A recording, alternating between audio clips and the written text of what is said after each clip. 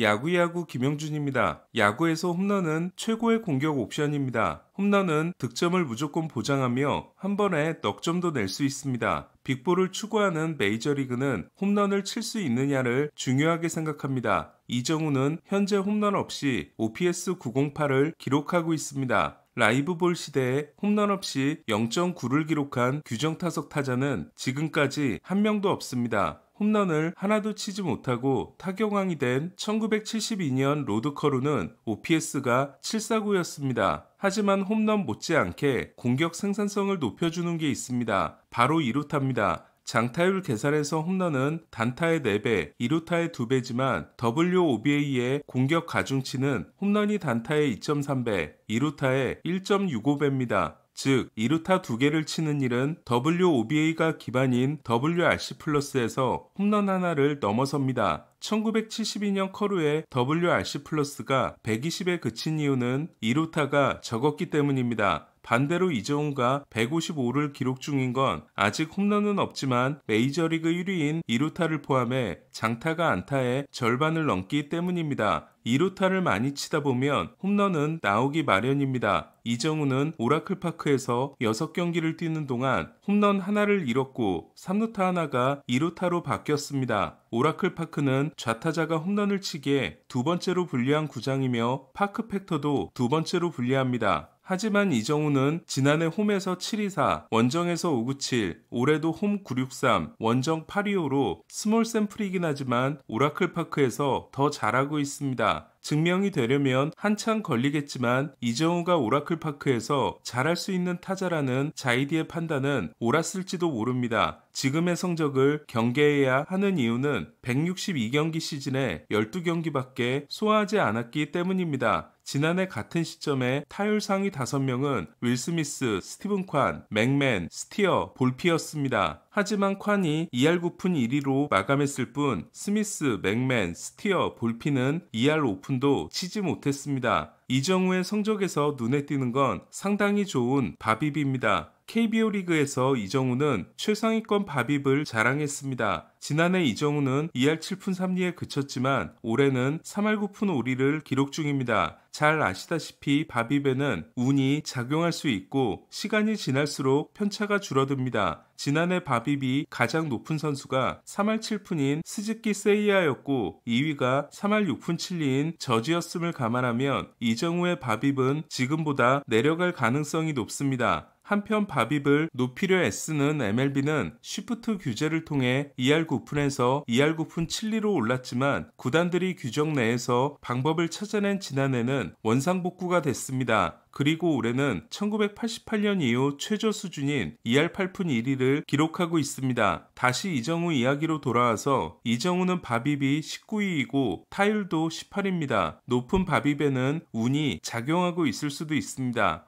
하지만 이정우는 타구의 질을 반영한 기대 타율이 메이저리그 8입니다. 즉 타율이 높은 건 타구의 질이 좋기 때문입니다. 지난해 기대 타율은 2할 7푼 3리였습니다. 이정우는 타구 속도가 89.1마일에서 90.1마일로 올랐지만 타구 속도, 하드히트, 배럴 비율은 평균을 크게 벗어나지 않습니다. 반면 가장 눈에 띄는 건 크게 상승한 스윗스팟 비율입니다. 지금 보시는 그림은 메이저리그가 정의하는 발사각도에 따른 타구의 종류입니다. 스윗스팟이라고 부르는 이유는 방망이 중심에 맞은 타구는 대체로 8도에서 32도 사이의 각도를 보이기 때문입니다. 스윗스팟이 중요한 건 스윗스팟의 영역에 있을 경우 타구 속도가 95마일만 넘더라도 큰 성과가 나오기 때문입니다. 이정우는 지난해 스윗스팟 비율이 29%로 하위 6% 수준이었습니다. 강하지 않은 스윗스팟 타구로 재미를 톡톡히 보는 RS 스티븐 콴과 상당한 차이였습니다. 하지만 올해는 RS 콴 수준으로 올라왔으며 더 고무적인 건 슬랩히팅 없이도 끌어올렸다는 겁니다. 이정우는 땅볼이 여전히 많지만 스윗스팟을 많이 치고 있기 때문에 문제가 되지 않습니다. 다시 타구 각도 그림을 보면 스윗스팟 위아래로 플레어와 버너를 볼 수 있습니다. 이 역시 안타 가능성이 높은 타구들입니다. 이정우는 플레어 번호 또한 28%에서 34%로 크게 높였습니다. 즉 이정우는 자기에게 맞는 각도를 찾아가는 중이라고 할 수 있습니다. 이정우는 지난해 5%였던 팝업이 아직 하나도 나오지 않았고 지난해보다도 더 당겨치고 있습니다. 외야로 나가는 타구 역시 당겨친 타구가 많아졌습니다. 이정우는 얼마 전 헌터 그린과의 4차례 대결에서 4번의 인플레이 타구를 만들었습니다. 공 4개의 구속은 98.1마일, 99.6마일, 99.7마일, 100.3마일이었습니다. 이정우는 4개의 타구를 모두 오른쪽으로 날렸습니다. 메이저리그 최고 수준의 강속구를 당겨치고 있다는 뜻입니다. 이정우는 지난해 플라이볼을 쳤을 때 타율이 28타수 2안타 7푼 1리였습니다. 안타 2개는 모두 홈런이었지만 외야로 나간 타구의 상당수가 중견수 또는 좌익수로 향했고 힘을 잃고 떨어졌습니다. 이정우는 올해도 플라이볼 성적이 7타수 1안타지만 1안타는 처음으로 나온 갈라쇼였습니다. 지금 보시는 그림은 왼쪽이 지난해, 오른쪽이 올해의 플라이볼로 반대편으로 많이 간 지난해와 달리 올해는 당겨친 타구가 많습니다. 이정우는 플라이볼을 오른쪽으로 날릴 때 좋은 성과를 낼 수 있는 선수입니다. 올해 날린 플라이볼이 7개에 불과하기 때문에 비교하는 게 이르긴 하지만 플라이볼의 평균 발사각도가 38도에서 35도로 낮아진 것도 이정우에게는 나쁠 게 없습니다. 이정우는 플라이볼은 높지 않아야 안타가 될 가능성이 높아집니다. 지금까지 내용을 정리하면 다음과 같습니다. 2루타가 받쳐주고 있는 현재 성적은 운이 좋아서가 아니다. 좋은 타구를 날리고 있기 때문이다. 외야로 나가는 타구가 더 오른쪽으로 향하고 더 낮게 날아가고 있다는 건 자신이 메이저리그에서 날려야 할 타구에 대한 답을 찾고 있는 과정으로 보인다. 팝업이 제로이면서 버너, 스윗스팟, 플레어 타구 비중이 크게 높아졌다는 건 메이저리그에서도 최고의 컨택 능력을 보여주기 시작했다는 것일 수 있다. 물론 단 11경기를 했기 때문에 평가는 언제든 바뀔 수 있다. 올 시즌의 변화 중 하나는 늘어난 삼진입니다. 지난해 이정우는 8.2%의 삼진 타석이 RS와 콴 사이였습니다. 하지만 올해는 14.6%로 2배 가까이 증가했습니다. 이정우는 볼에 방망이를 내는 체이스가 26.7%에서 24.4%로 낮아졌습니다. 그럼에도 삼진이 많아진 건 아웃존 컨택률이 79.4%에서 52.6%로 크게 낮아졌기 때문입니다. 그렇다고 컨택이 나빠졌냐면 존 컨택률은 93.4%에서 95.6%로 더 좋아졌습니다. 즉 이정우는 존에 들어온 공은 더 잘 맞히고 있고 존을 벗어난 공은 헛스윙이 늘었는데 이는 유인구의 방망이가 나왔을 때 지난해는 맞히기에 급급했다면 올해는 시원하게 헛스윙을 하고 있다는 뜻입니다. 아웃존 컨택률이 높은 타자가 오히려 좋지 않은 대표적인 사례는 케이버트 루이스입니다. 루이스는 삼진과 볼넷이 적고 인플레이 타구가 많은데 체이스율이 높고 체이스를 했을 때 컨택률이 높기 때문에 약한 타구가 많습니다. 올해 루이스는 여전히 볼에 방망이가 끌려 나오지만 아웃존 컨택률이 떨어지면서 오히려 좋은 성적을 내고 있습니다. 이정우는 3번으로 가면서 헛스윙에 대한 부담을 버린 걸로 보입니다. 그리고 더 강하게 치면서 아직 보여주지 않은 게임 파워가 있다고 한 멜빈 감독의 말을 증명하고 있습니다. 이정우는 투수들이 스트라이크 존 안으로 던지는 비율이 지난해 56.6%에서 62.1%로 크게 상승했고 메이저리그 1위입니다. 반대로 존에 들어오는 비율이 가장 낮은 타자는 소토입니다. 투수들이 존에 많이 던진다는 건 홈런을 맞을 거라는 부담이 적어서라고 해야 할까요? 이 역시 앞으로 눈여겨볼 부분입니다. 이정우는 내일부터 좌타자 홈런 팩터 2위 구장과 3위 구장을 방문합니다. 야구야구 김영준이었습니다.